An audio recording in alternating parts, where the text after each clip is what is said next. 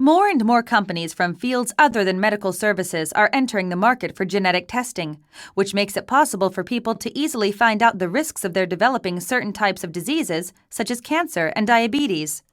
It is necessary for people to correctly understand the nature of genetic testing available, including its accuracy, before they decide to undergo the tests.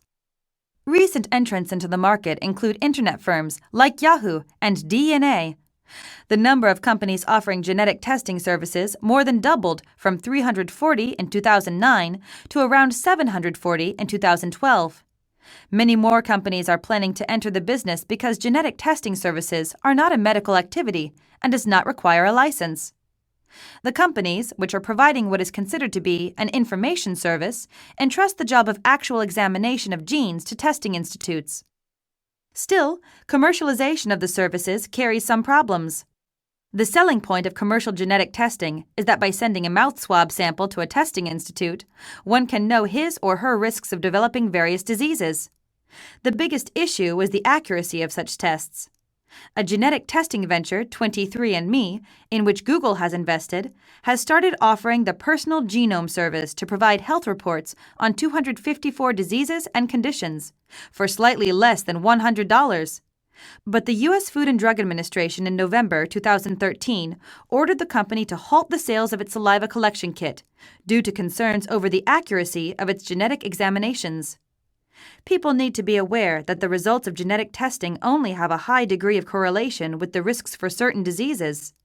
In addition to genes, acquired factors such as diet, smoking, drinking, stress, lack of sleep, and lack of exercise are also responsible for some diseases, including cancer. Users of genetic testing services should know that the discovery in genetic examinations of the presence of irregularities that raise the risk of developing certain diseases does not necessarily mean they will develop them. So, it is not wise to rely solely on genetic testing. The results of testing may cause some people to be unduly pessimistic about their future. The providers of genetic testing services must be careful when explaining test results to people. The providers also should handle data on individual examinees' genes with utmost care because they are personal information. Leakage of such data must be prevented at any cost. There are moves among testing institutes to use data from genetic testing for research purposes. There must be no lapses in the management of data. The government needs to quickly set down rules to ensure the reliability of commercial genetic testing. At the very least, providers of such services should be required to make clear to users the purpose and limits of tests, their possible disadvantages, and the scientific grounds of their clinical usefulness, as well as company policy on handling personal information, including genetic data acquired from the test and the relevant information on testing institutes.